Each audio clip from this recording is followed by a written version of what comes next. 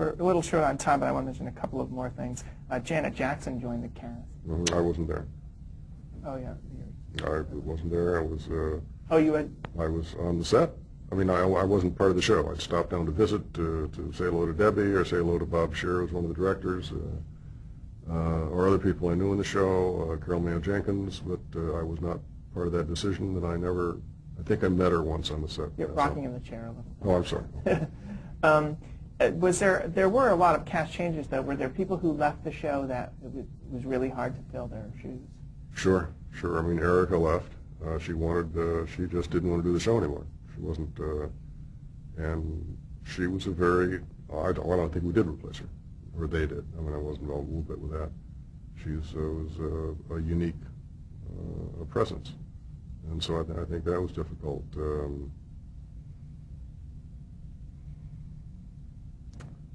I can't think of anyone else offhand. I mean, we brought new people in. We brought in Cindy Gibb. We brought in Billy Huffsey.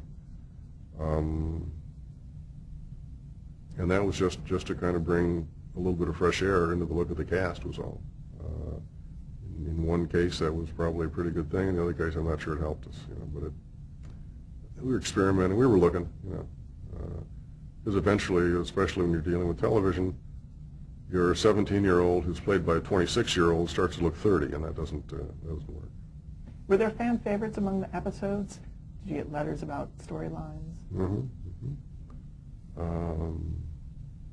We did one about teenage suicide that got a lot of response. We did one, almost all the ones we did that dealt with communication between teenagers and parents and all that kind of thing were responded to. But the show mainly was responded to overall because it always dealt with, if you want it bad enough, if your dream is real enough, you might be able to make it happen.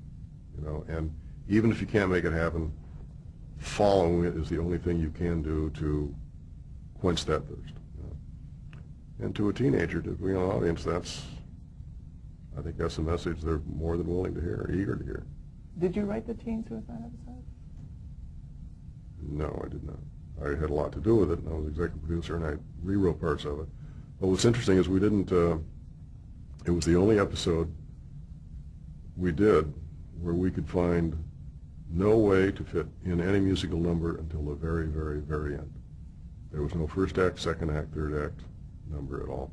Because once you went there, it tended to trivialize what we were trying to talk about. Clearly, I'm singing and dancing, now I'm talking about teenage suicide. No, that doesn't work.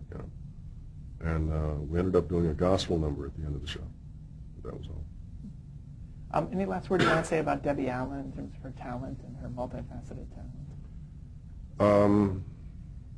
No, I mean, you just said it. She is multifaceted. She's bright as she can possibly be. She's tough. I mean that as a compliment.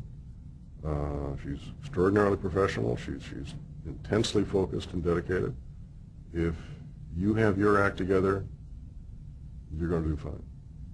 If you don't have your act together, she'll be all over you like a bad storm because she doesn't have any patience with that. But she defines professional.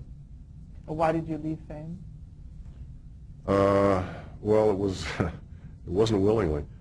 Jerry Thorpe and I was still partnered with on other things, had a deal with NBC to do a series. And I said to Jerry, I don't want to go be shooting this at MGM and have to go across town to shoot something else. So we agreed we would either do a Lorimar or MGM, which were on the same lot at the time. So we talked to Lorimar, we talked to MGM. Lorimar offered us the better deal. We agreed we would sign with Lorimar. The next day MGM fired me. So it was, I was shown the door rather forcefully. So that once they heard about that deal? Once they heard that I did not sign with them, even though Lorimar offered, I just thought it was, hey, it's business, guys. They offered the better deal. They said, well, this is business too. See ya. Last question, which we ask all of our interviewees, is how would you like to be remembered? I've had 3 holes in 1. I'd like to be remembered as the guy who had 4. I'm not profound. Okay, good enough. Okay. For the Archive of American Television, thank you for sitting down with me. My pleasure. My pleasure. Thank you. Okay. Well, that was terrific. Thank you so much.